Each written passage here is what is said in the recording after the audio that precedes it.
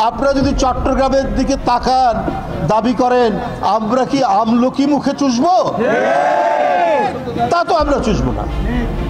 আপনি মমতা ব্যানার্জি, আপনাকে আমরা জানতাম ধর্মনিরপেক্ষ মানুষ,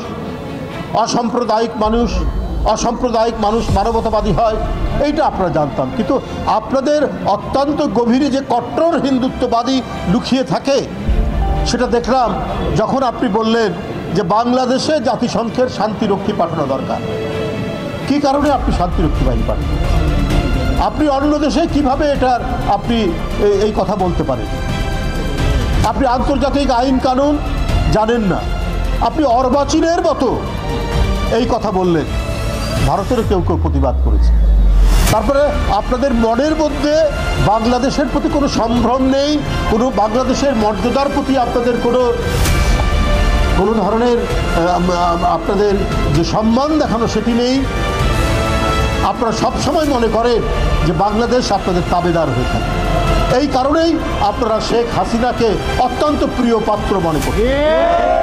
শেখ হাসিনা যেহেতু এখন পালিয়ে গেছে, এই মনোকষ্টে সবাই ভারতের শাসক গোষ্ঠীর সবাই যারা যেখানে শাসন করেন, সে প্রদেশে হোক আর কেন্দ্রে হোক, তারা প্রত্যেকেই মন খারাপ করে বসে আছে।